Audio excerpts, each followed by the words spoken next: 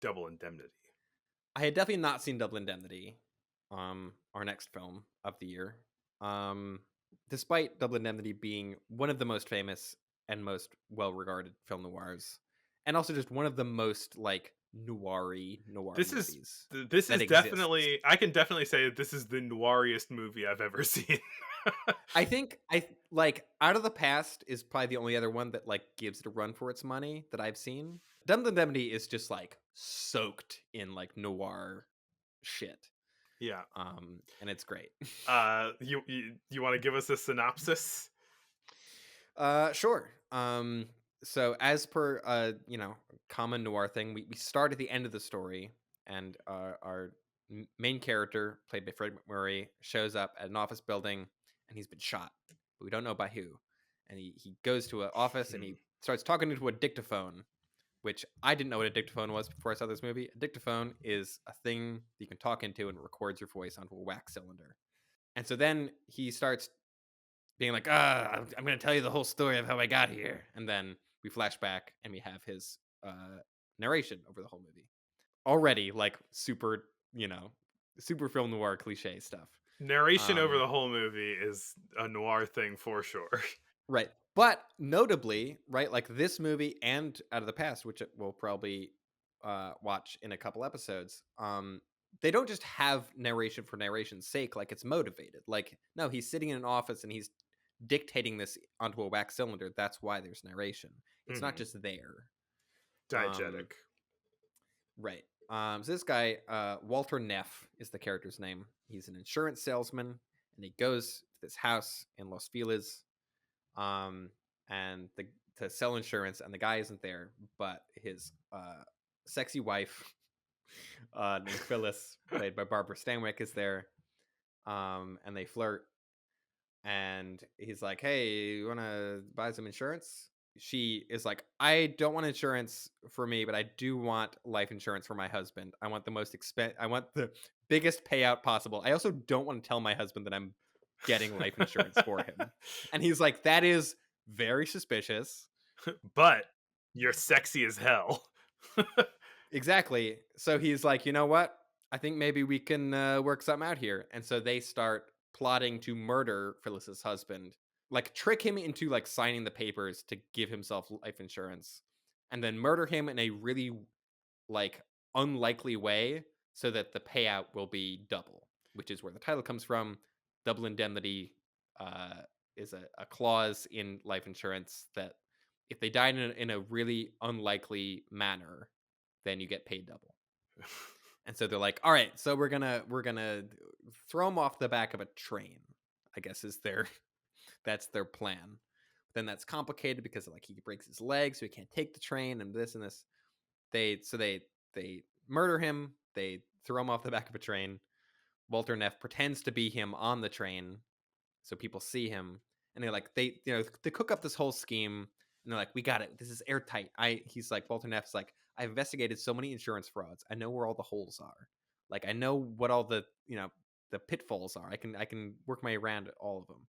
But what he doesn't count on is the fact that his boss, played by Edward G. Robinson, is just like so incredibly good at like insurance investigation that it's like this foolproof plan he's come up with. First of all, not foolproof. No murder plan ever is. And so then, right, the back half of the movie is them like they've done this murder. They think they've gotten away with it, but then the pieces start to crumble, and then they start to mistrust each other also because they're like, you know, they've gotten this plot together, and now they're inex- inexorably tied to this murder, and Mhm. their sort of like trusting each other starts to wear thin also.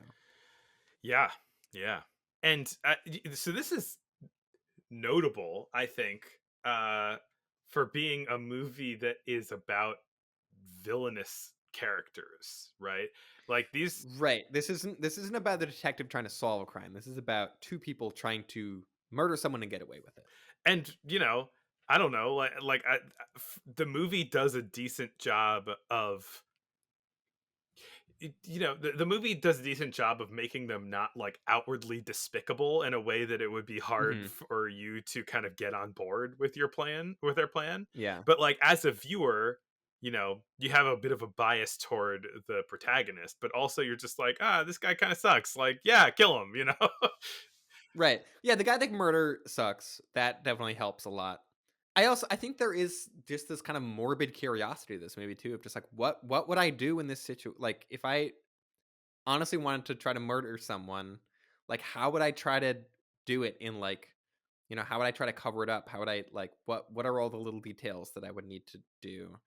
Because it really follows through with the sort of like, what do you do immediately after murdering someone? Like, do you just go Yeah, home? yeah, yeah, Like, I like how much the movie focuses on that stuff also. And then I think some of the because I think both Walter Neff and Phyllis are both, like, pretty bad people. Like, they're not and the movie doesn't really try to hide that. yeah. But I think it helps that They're charming. they're both played by actors who, up until this point, were mostly known for, like, comedies. Like, Mm. this is really against type for both of them at this point. I think after this, both Barbara Stanwyck and Fred McMurray kind of did more like dramas and more crime movies. But like, I don't know, like Barbara Stanwyck was in All About Eve and is like, I guess she's also a criminal in that movie, but is like a very different type of character. Yeah. Like in that she's like wacky and goofy, and in this she is like She a gets like she gets scary stone in this cold movie. murderer in this. Yeah, she is like a psychopath. And the As revealed later on that it's like this is not her first murder plot either. yeah, the movie chiefly follows the insurance guy, um Hmm. the Walter Neff. Walter Neff. So the movie chiefly follows Walter Neff, and so you're kind of discovering things about the kind of background details of this woman as he is, and so Hmm. he kind of feels like, oh, they fell in love so quick, and yeah, let's we can be together and get a whole bunch of dough if we bump off your husband. Um, Hmm. and so you're discovering along with him that like she has been playing him this entire time. Femme fatale, Yeah. classic noir. Speaking Again, like the most femme fatale anyone has ever been is like this movie where like immediately she like walks into frame and you were just like, yep, femme fatale. There it is. right, like, I and know. like the Maltese Falcon, like she is tricking the main character, or at least attempting to trick the main character by Hmm. acting more innocent than she is, and it kind of unfolds how Yeah. fatale this femme is. And yeah, and so like you say, stone cold killer, like you would think as they do the murder that they are, there's a moment where he's narrating about how he was a little surprised at how not shaken she was after killing her husband. Hmm. Well, also like the actual moment of the murder, right? It's like the husband is sitting in the passenger's front passenger seat of the car. Walter is in the back seat hiding while Phyllis drives to the train station. Walter, strangles him from the back seat while Phyllis drives. But the way that we see it in the film is just we see Walter pop up and then it cuts to a close up of Phyllis's face as he's driving, and we just hear the murder happening Yeah. off screen as she stares directly ahead. Like her eyes do not move at all. Like she is just staring ahead, and there's like the faintest hint of a smile as like you hear her husband being strangled right next to her. It's like it's very chilling. Yeah, it's a great moment. This movie and Arsenic and Old Lace, I think this must have been like a Hays Code thing, or at least something to like help it. I know this movie had a lot of trouble getting through the Hays Code, like This movie had a lot of trouble with the Hays Code. Yeah, but like this movie, unsurprisingly. like this and Arsenic and Old Lace both are you don't get a very good view of a dead body like the entire time. Mm. Like for Arsenic and Old Lace being a movie about dead bodies, you don't really ever like see You one. never see them. Yeah. Yeah, like it's in the dark or they're like obscured behind somebody. It's like trying to take a bit of the grimness out of it. And yeah, in this I movie, think that I think that somewhat comes from the stage play. I'm guessing also of just like you just have people looking in a window seat and like there's a dead body in there. Like it's a very that feels like a very kind of stage play. I don't know, Well, when they were moving the dead mechanic. body from the window seat to the basement and the lights were off, that was Right. something that I was thinking was kind of notable. It's like, oh, you Mhm. can't see the body right now. And yeah, in Yeah. this you can't see the killing.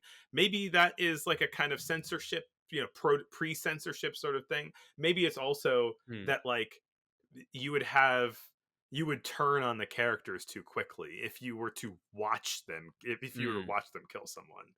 Yeah. I do think it is, like, just purely for, like, if I was making this movie now, I still think that's the best way to cover that scene, is to just show Phyllis's face, Yeah, that's a good move like, anyway. Yeah. completely unfazed. Um, yeah, like, it's a really great moment of performance also. But, there's also in the sort of especially, like, on the back half of the movie, there is, the murdered husband's, daughter from another marriage that, is kind of the first one to really kind of put additional suspicion on Phyllis to Walter, because she's like, "Oh, yeah, Phyllis almost definitely murdered my mom." There's a reason why Because I it don't turns out like this lady. yeah, it turns out Phyllis was, the nurse to the first wife, and then the first wife died mysteriously, and then Phyllis married the husband, like, a month later or something like that, and so it's like, yeah, mm, check that's pretty suspicious. Um, and, um and so, yeah, that there and then there's, like, the daughter's, I guess, sort of, like, on again, off again boyfriend that they're, like, kind of trying to pin the murder on, who's named Nino. That is I feel like there's a little bit of maybe, negative Italian stereotyping going on with that character of, like, "Ooh, he's from the streets, he's Italian, we don't like him." He has maybe my favorite line of dialogue in the whole movie, though, Nino does, where, Walter comes up to him, he's like, "Here, here's a nickel, like, go call somebody," and he goes, "Keep your nickel and buy yourself an ice cream cone."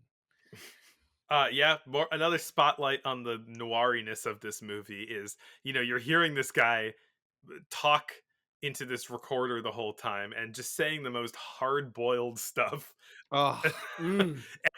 Everything that he describes is the most like lyrical noir way that he possibly could. I mean, this is based on a like, hard-boiled crime book, and it's also the screenplay is co-written by Raymond Chandler Mhm. of Big Sleep fame, amongst many others. So it has, like, the hard-boiled dialogue is like, it's so crunchy and juicy and other adjectives that words are usually not used to describe. Don't say those words. I'm hungry. Speaking of the talent behind the camera, too, this is our first Billy Wilder movie. We had our first Otto Preminger and first Billy Wilder now. Billy Wilder, amazing director. Like, I haven't seen that many Billy Wilder movies, but, like, they're all great that I've seen. Yeah, I've only So seen Some Like It Hot, and I like that movie. oddly enough, one of the few that I haven't seen, or one of the many that I haven't seen. Not to just, like, repeat lots of dialogue, but, like, there's a repeated line of dialogue in this that I think kind of sums up a lot of at least the back half of the movie. It's also just so hard boiled, where Walter says, "When you murder someone, I'm paraphrasing, but he says something along the lines of, like, you get on a trolley car, and you're on that car to the end of the line, and the last stop's the cemetery." And yeah, they kind of keep returning to that metaphor through the whole movie. Yeah, I do feel like metaphor is a big thing in, like, 40s, like, hard-boiled dialogue, and that's just such a great one. I mean, we mentioned Edward G. Robinson. Yeah, He's so good in this he movie. is Like, good. he Yeah, is as good as everyone is in this movie. I think he is my favorite performance overall. he's like a little. I mean, I think his existence is a little cartoony, but Yes, he is a cartoon man. Just he is resting cartoon face, I guess. maybe a lot of cartoons have just put his face in that cartoon, but uh, I think that is also true. Yeah. this is definitely a much a much more real world version of him than we saw in Little Caesar. Mhm. Yeah. There's a lightness to his approach. Like he is this person who there's a great scene where he is at first he doesn't think that this crime is there's anything hinky going on. Like he the head of the insurance company gets involved with this because this double indemnity payout is going to be so expensive for them. And so I feel like there is some real like commentary about like the insurance industry too, that they're doing Mhm. everything that they can to not pay this Yeah. money. Mhm. uh Yeah. that would be a much harsher indictment if they shouldn't, if it wasn't the case that they actually shouldn't have paid out the money. But Mm. the head of the insurance company is wanting to suggest that it was a suicide, which is convenient for him because then he wouldn't have to pay out the money.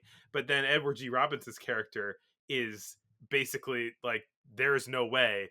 Look, I know, like, I've been in this business for a long time. I've read the actuarial tables. I know everything about suicide. I know all the stats about suicide. And then he like lists off. I love how it's through stats. That's how he figures it out. He's like, "No, like statistically that doesn't make any Yeah, sense." and there's this incredible part where he's just listing off dozens and dozens of ways that you can kill yourself, and like Yeah. talking about like the probability of these things relative to each And other. he's like listing them on his fingers while holding a cigar. He's like, "No, you got this, you got this, you got this. No, no, no, no, no."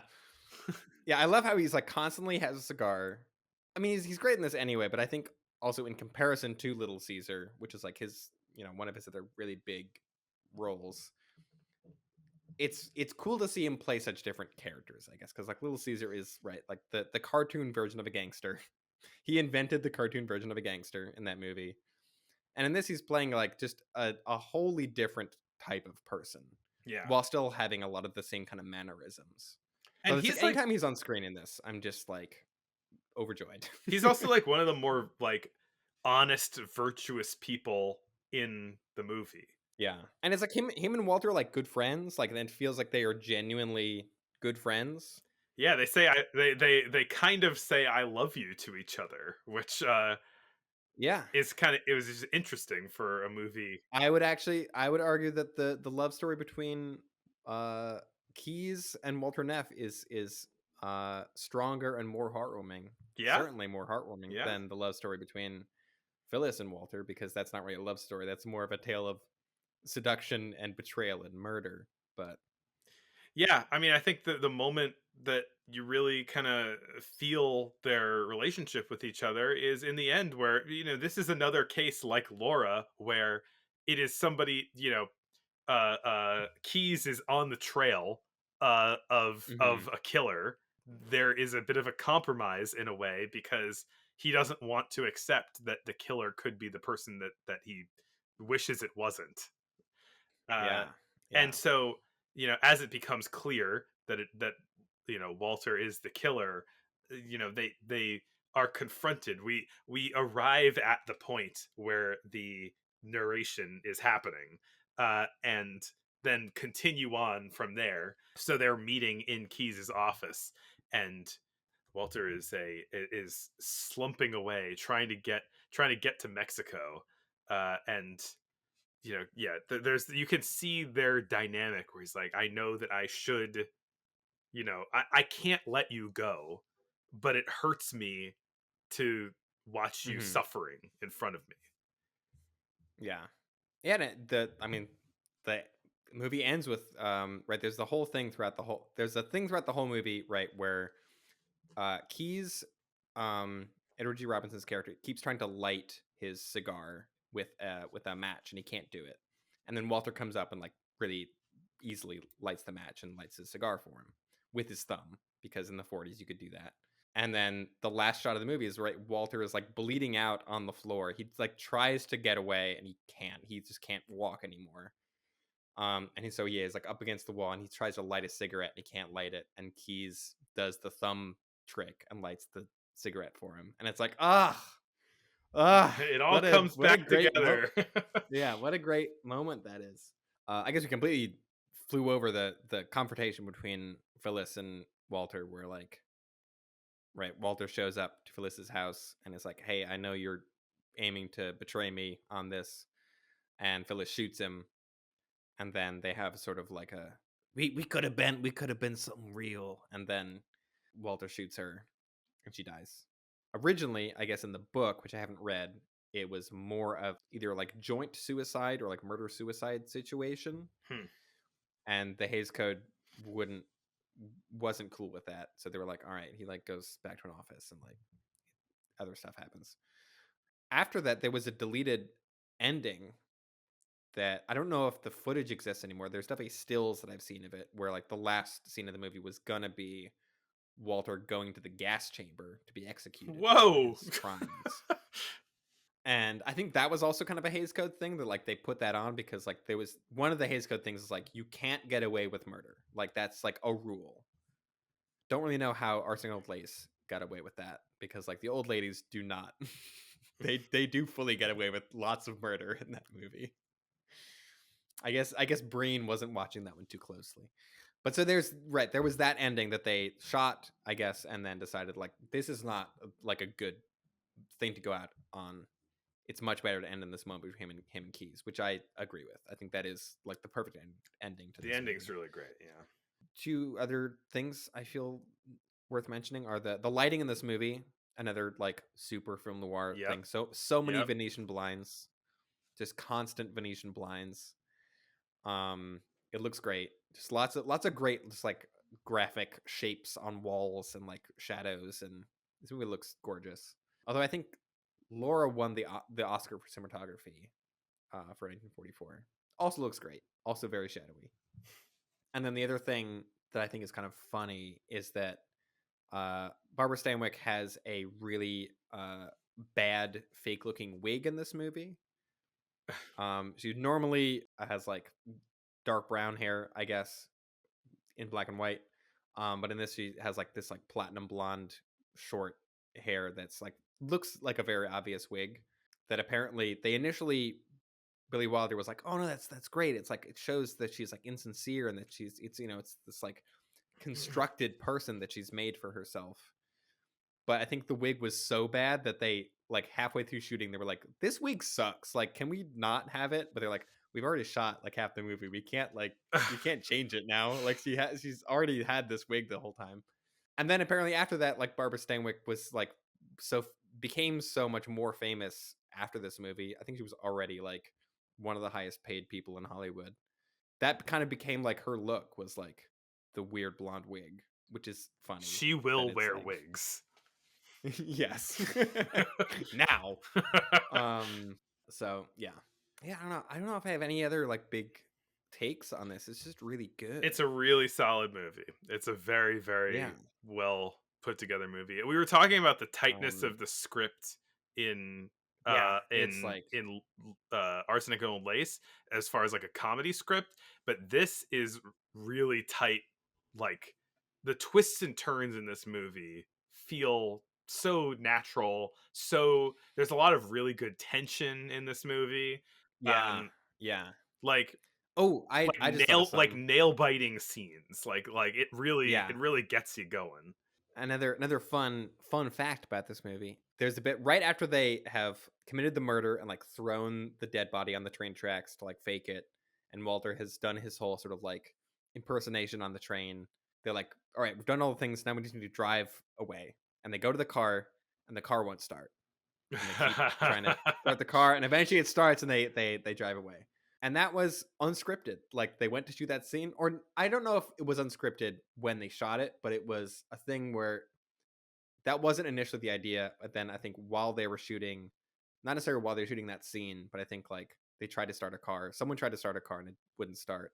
And Billy Wilder was like, "Oh, light bulb! Like that's great. Like they should they should try to start the car and it doesn't start. That's so great." Um, and so that is a fun moment of tension that was sort of added last minute. Yeah, just so many great just like things that I feel like just make are like great like movie moments where you're just like, oh, like either Yeah. of surprise or of just like tension where you kind of want to see Walter get away with it. Yeah. You're like you're with him for most of the movie. Be like, oh, how's he gonna get out of this one? And they are resourceful at times. It's just Yeah, yeah, uh they're not sloppy, but like you were saying, there's no such thing as the perfect murder. yeah. Uh Especially not when Keys is around and all his stats.